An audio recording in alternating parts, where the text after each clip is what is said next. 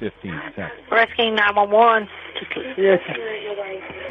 My name's Blaine Milam, and my daughter, I just found her dead. How old's your daughter?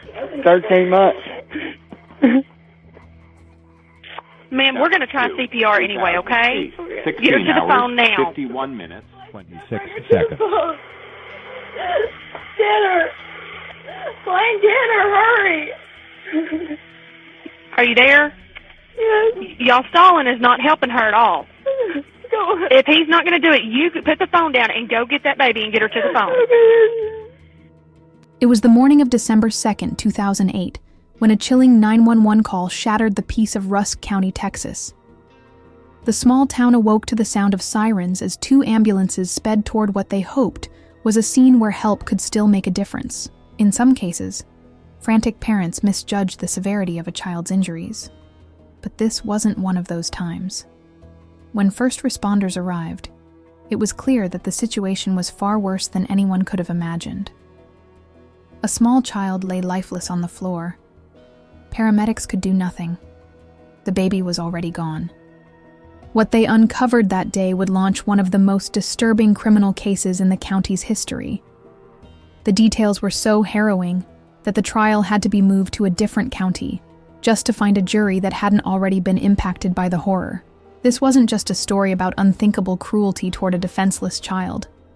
It was also a case about the tragic failures of a broken system, how someone with a disturbing past came into close contact with a baby, how substance use clouded judgment and consumed young lives, and how twisted beliefs led to one of the most gruesome crimes Texas had ever seen.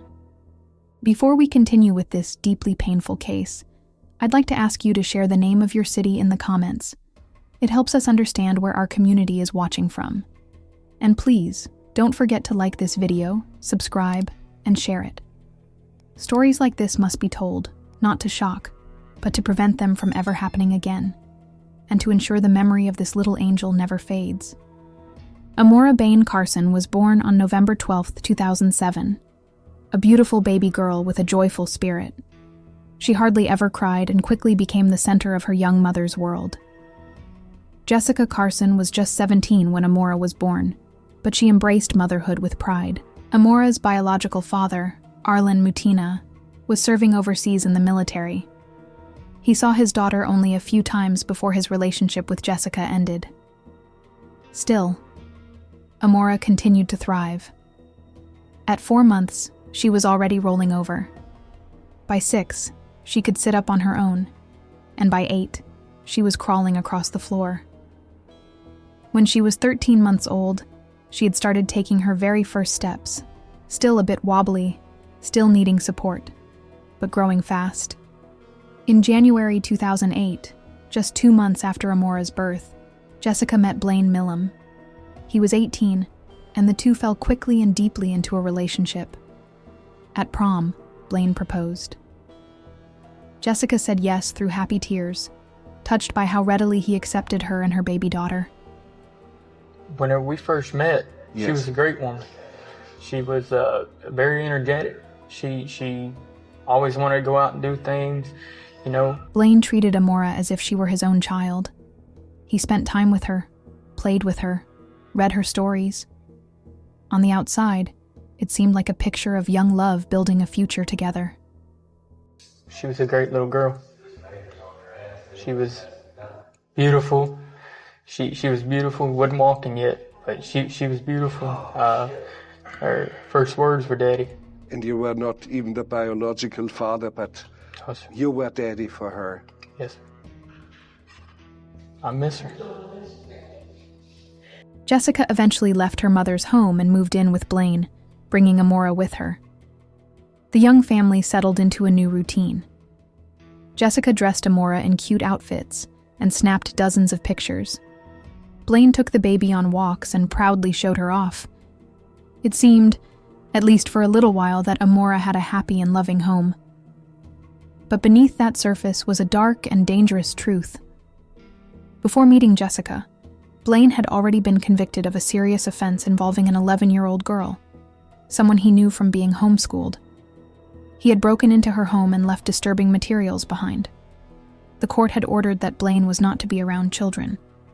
But that order was never properly enforced. He broke into an 11-year-old girl's house, and it was an 11-year-old girl who had been homeschooled with. He broke in and he actually put some dirty pictures, I would say it's the wrong way to phrase it, pornographic material, very graphic pornographic material. A magazine? Yes, sir. With notations on it, with a Sharpie, meet me out back, we can do these kind of things. It was clearly a criminal solicitation of a minor, trying to encourage her to engage in sex acts with him, which is a felony offense. The defense made a lot of. He never actually touched her, and that's a fair point. He never actually touched her, but he was clearly trying to solicit her into sexual activity, and he had actually been convicted of that. And Jessica Carson had been present when he was convicted, and given his warnings and admonitions what he had to do as a sex offender. There was a mistake and an error because he was actually supposed to be in jail at the time of this offense. In the spring of 2008, Jessica and Blaine began experimenting with a Ouija board. Around the same time, they also began using illegal substances. Jessica, still haunted by the memory of her father's suicide when she was just 10 years old, believed she could use the board to contact him. Blaine had also lost his father, and together, they spiraled into increasingly bizarre beliefs and behaviors. Jessica's family and friends would later testify that Blaine became deeply controlling. He monitored her online activity, discouraged her from seeing her friends, and she slowly withdrew from everyone she knew. By October, she had even cut off communication with her mother entirely. Jessica would later claim she believed her mother might have had something to do with her father's death, a thought she said was planted by voices during their spiritual sessions. At one point, she began to suspect that Blaine himself was possessed. She claimed something in his eyes, his tone, or the way he spoke no longer felt like the person she had known. But instead of distancing herself, she became even more isolated, and Blaine used her fears to manipulate her further. Then, on December 1st, 2008, everything unraveled. High on substances and deeply immersed in delusions, Blaine woke Jessica with a disturbing claim. Amora was possessed. His reasoning? He said the baby was walking too early, and that this wasn't natural. He claimed God had spoken to him and told him how to cast out the demon. Jessica, lost in fear and disconnected from reality, didn't question him. She agreed. What happened next is nearly impossible to comprehend. Blaine took Amora into a bedroom and locked the door. Jessica stayed on the couch watching television. She could hear her daughter screaming, but did nothing. She would later say that Amora seemed possessed, that she had bitten Blaine, and that Blaine claimed the injuries had come from Amora hitting herself with a hammer. She supposedly was sitting in the living room watching TV while he's right inside the door there doing whatever to this child. Apparently he's telling her that, well, Amora, who's 13 months old, is striking herself with a hammer and doing all this stuff to herself. Yes. After the so-called exorcism, the couple left the house, taking the gravely injured toddler with them. As they drove, Blaine talked about selling his soul to the devil to save the child. Jessica responded by saying it would be better for Amora to go to heaven than remain with two people possessed by evil. Blaine's response was cold and chilling. Okay, if that's what you want. Hours passed. Amora eventually died from her injuries. But still, the couple didn't call for help. Instead, they went to a pawn shop, trying to sell an electric chainsaw for cash, then stopped to fill their car with gas. It wasn't until 10:37 a.m. the following day, long after Amora had passed, that Blaine finally made the 911 call.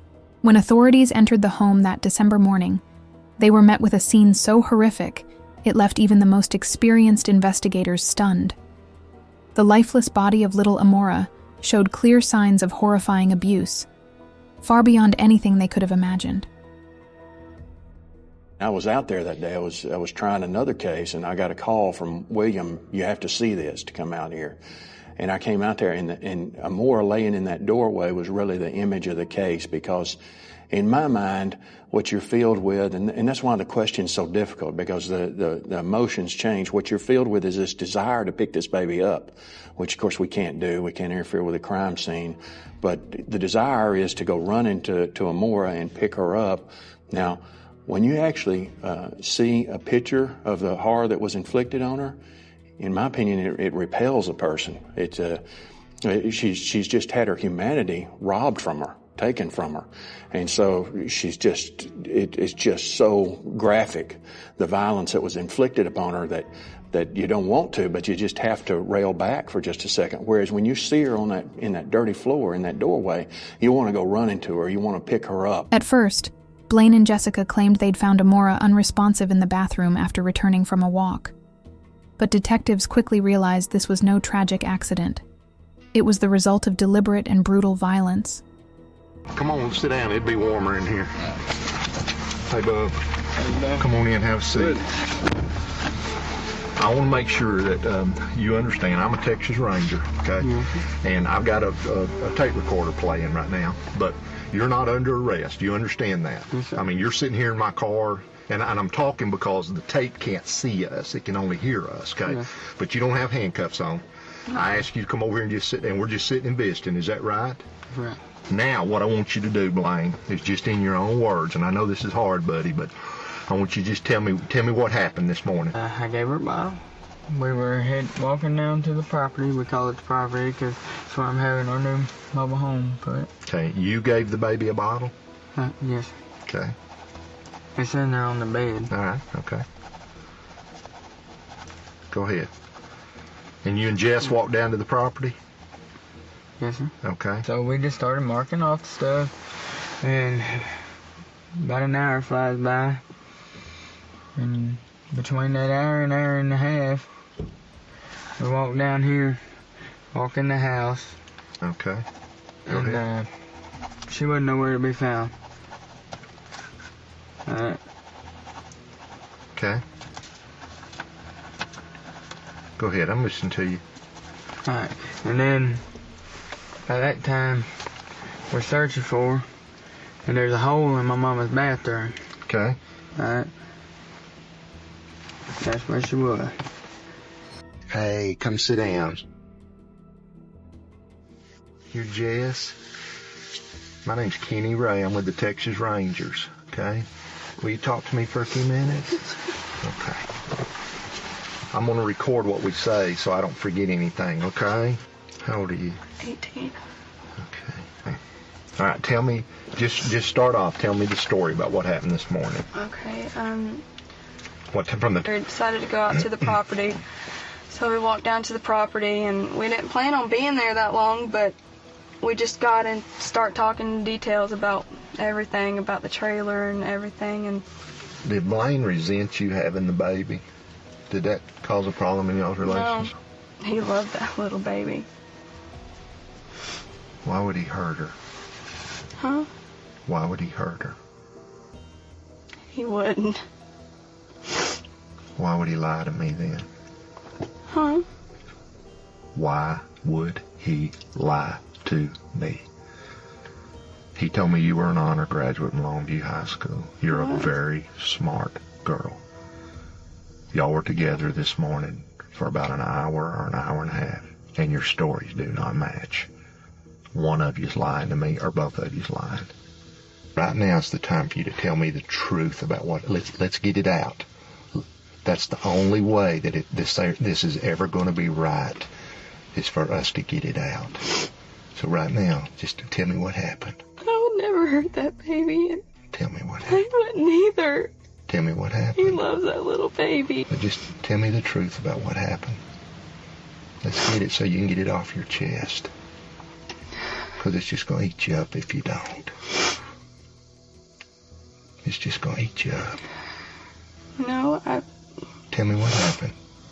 I could tell you, but you wouldn't believe me. I will. I will believe you. No, you won't. I will believe you. I promise If you. you do, none of the other cops won't.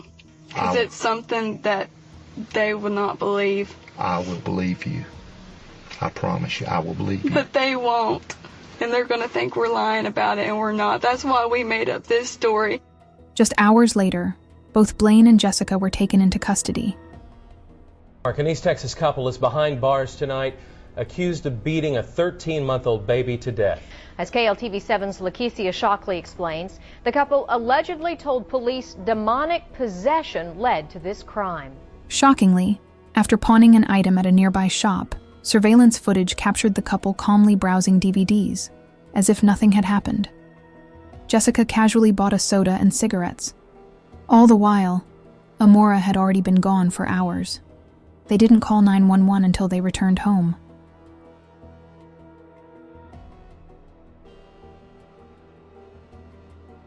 Well, I brought the closing argument, or part of the closing argument that I used in the Carson trial, because there's a moment in time that, to me, really captured what was occurring that moment of December 2nd, 2008. And I've got 4 photographs up here all together, and they're all one moment in time around 9 a.m. that morning, shortly after 9 a.m. At the crime scene, out in the carport, laying in the dirt out there in the filth, is the car seat, which I submit goes to show intent.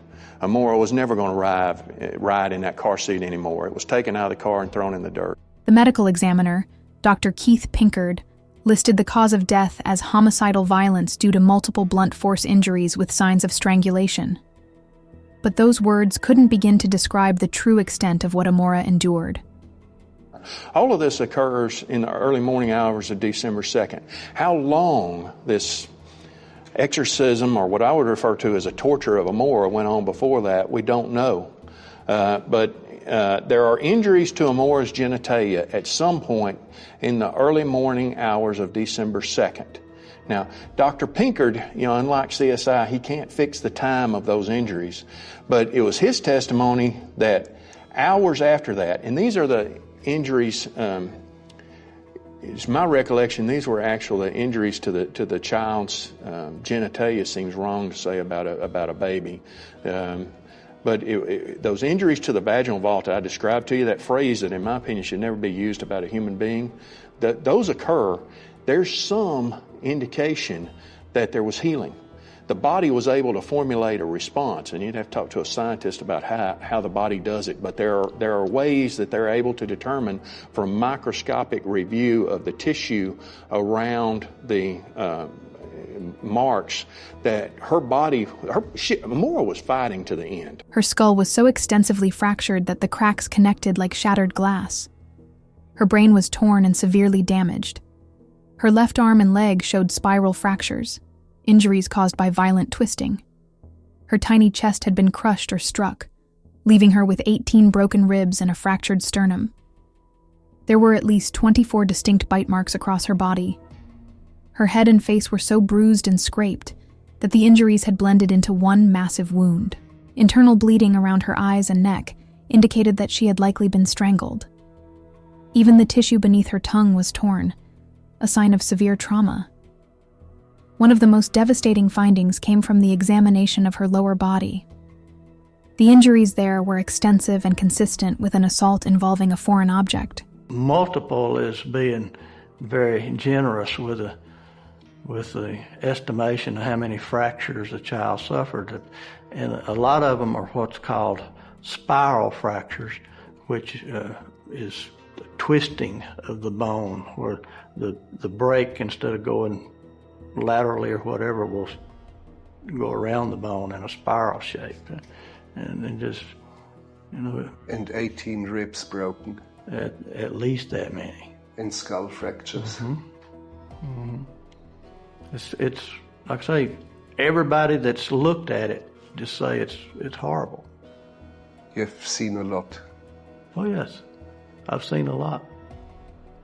I'm a licensed mortician in Texas also, so if I'm not working here, I'm working at the local funeral home. So, I've seen death, natural, unnatural, but this one by far is the worst.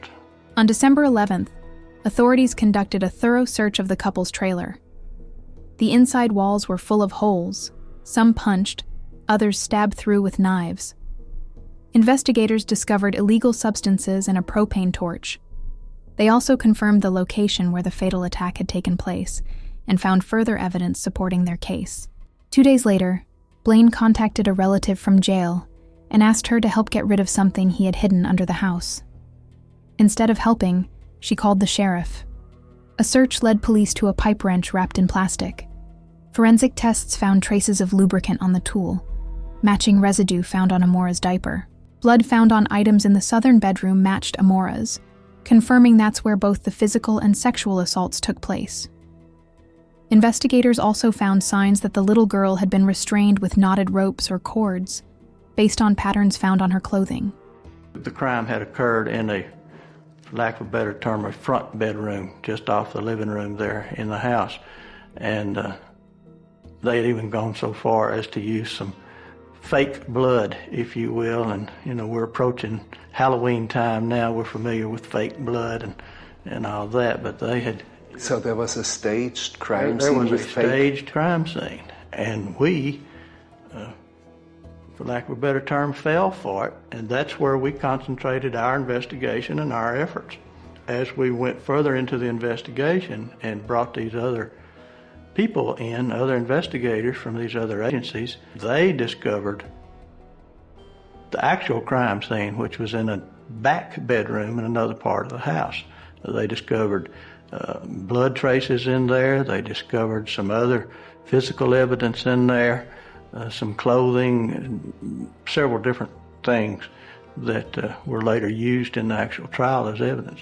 A forensic odontologist, Dr. Robert Williams, analyzed the bite marks. He compared dental impressions from Blaine, Jessica, and Blaine's brother. The results pointed to Blaine as the source of at least 8 of the bite marks. Jessica was linked to at least 1, while Blaine's brother was excluded entirely. Amora's injuries were so severe, it was impossible to determine which one had ended her life. Several, on their own, could have been fatal. Kevin Roy gets on scene, and this is what I say about the human mind just shutting down.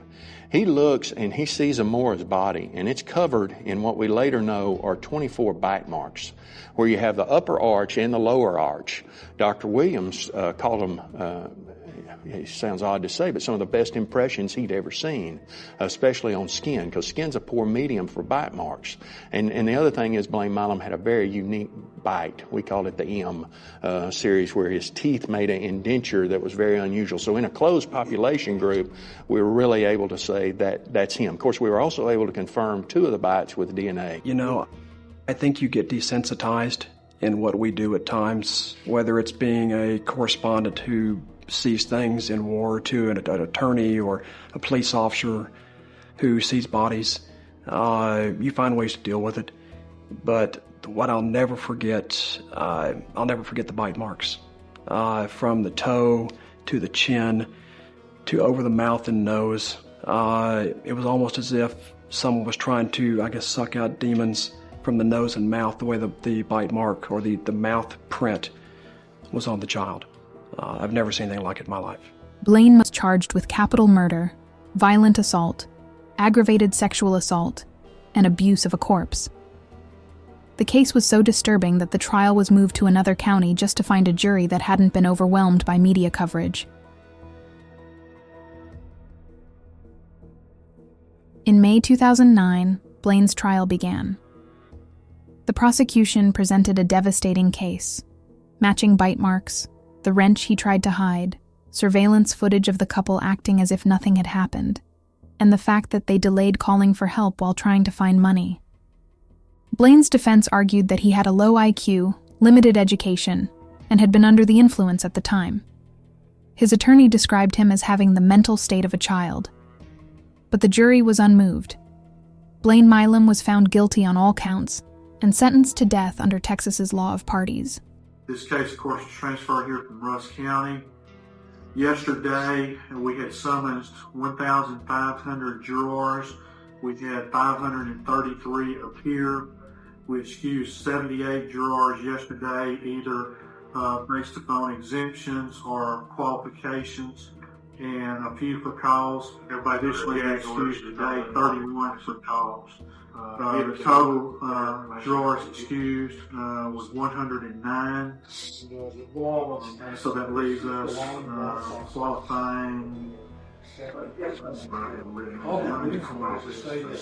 Anyway, we will begin individual voir dire on Tuesday. The trial we hope to begin early in May.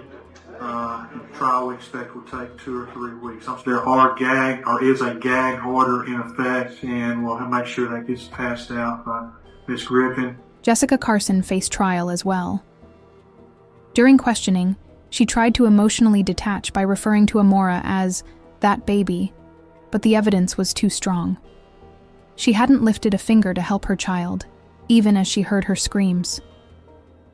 One of the bite marks was matched to her dental impression, and she later admitted to playing a role in her daughter's death. It all started with the Ouija board. Can you describe how? She thought that our apartment was possessed over there in Longview. Jessica was the one who brought in the Ouija board. Yes, and whenever she wanted to move out, so that's when we went back to my mom's. My mom told her, "You ain't letting that in my house," but that's when everything started to change real bad. How can you believe in a Ouija board? Just after a while, I guess it gets in your head. And she started accusing her mother of killing her dad back in Alabama. And she even had us load up the car and we went to Alabama on a wild goose chase. So, but that's... Yeah. And how would you know that the little girl, Amora, was possessed? Jessica says she was possessed. I don't know how you know. And you would believe it, or you were under the same impression? After a while, I guess, but I didn't kill that girl. I didn't kill my little girl. Let's stay with a little girl being possessed.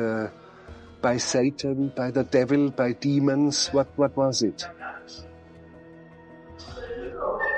By a demon is what she said. By a demon. Tell me what really happened, because this is the time to get it right. And speak up loud enough so I can hear it on the tape. Let's see, when was it? It was in September. Blaine's dad died in September, early September. And right after he died, we bought an Ouija board. Okay. And we didn't know they were bad and it was an omen or anything like that. Like, we're very strong believers of God and everything. And we bought an Ouija board, and then, we heard that it worked, but we never actually did believe people when they said it would work. So we wanted to try it out for ourselves. And then, my dad's dead too. He died when I was 10. I'm sorry. And, so I asked my daddy that I thought, a question that he would know that nobody else would know. And I had never told Blaine that. And so when he spelled it out and everything, I was like, this is my daddy. And so we did that, and, this is like a telephone to heaven. And we thought it was really cool and everything. So we kept talking to our dads, telling them how much we missed them. And, and we talked to him for about 8 hours straight that night. And we started getting really freaked. And we got this little music box from one of his friends that's Chinese. And it has these Chinese people singing, God will protect us, demons leave this house, because they said our apartment was possessed because weird stuff started happening and everything. So we left, and we kept that music box there and blessed it, and then we blessed the Ouija board, and then we threw it away. And, kind of like the Exorcist, have you ever seen, when demons come into people or whatever. And, the devil had came into Blaine. And, it sounds crazy, but I would not be making this stuff up. I'm a Christian. I believe in demon possession. Yeah, and I am too. And, I kind of knew, I knew about demon possession, but, you can't really believe something for sure until you see it with your own eyes. And so when the devil started coming in me, talking to me, saying, I'm gonna take Blaine's soul tonight, you know, all this kind of stuff. It started really freaking me out. And, you know, now it's gotten into a more now. And then I said, okay, well, can't we, like, have an exorcism or something to get rid of it? But Blaine came back outside, and I said, what did you run in the house saying Amora for? He said, God told me she got that hammer and was hitting herself in the head, and those marks on her head was, I think, from that hammer where she was hitting herself, or that demon was hitting herself on the head. I was like, you know, there's got to be something else we can do. I was like, we can get money, we can go to a minister and see if he can help, or go to find a priest somewhere and see if, you know, we can make payments on them doing exorcism or something. See if we can do just anything. There's got to be another way. And he said, God said it was too late. And I was like, what do you mean God said it was too late? And then he was crying while he was saying this and everything. He was like, because if she doesn't go to heaven now, she will live her life with Satan having her soul, you know? Jessica was sentenced to life in prison without parole. She is currently serving her sentence in a Texas women's correctional facility. At the time, Blaine became the youngest person on Texas death row. His execution was originally scheduled for 2019, then rescheduled for January 21, 2021. But it was postponed again, and the case was sent back to a lower court. A new execution date has not yet been determined. He remains incarcerated at the Polunsky unit in Livingston, Texas. Human beings don't do that to other human beings. And we've got a right to defend our species from people like Blaine Milam. He does not define us. People don't do that to other people. He is outside of humanity, I submit. And we have every right as a people to denote that he is outside of humanity and to tell Blaine Milam, you don't define who we are. You don't have a say over who we are. We define who we are. And we are not capable of that sort of evil. And we are allowed to erase you from our existence. We are allowed to eliminate you from our race, from our species. We have every right to do that as thinking, rational human beings, and I submit we're endowed with those rights. We have every right to do that. There's nothing wrong or inappropriate with us doing that. Do you prepare yourself for this worst case scenario? I do, yes. How do you do that? I tell myself it's going to be okay no matter what. And I tell my mom that. And I need her to know that whatever happens, I'm going to be okay no matter what happens. So don't worry about me. Just keep on praying. That's all we can do. Let's pray. Surely people think, how can you prepare yourself for something like this? Well, it's not easy, but you know that it might be coming, so you got to prepare yourself for it. And if it does happen, walk out there with your head up. That's all you can do. Today, in a quiet corner of Rosewood Park Cemetery, a small copper heart bears Amora's name, a fragile symbol of a life that ended far too soon. She was full of joy, light, and the innocence only a child can have.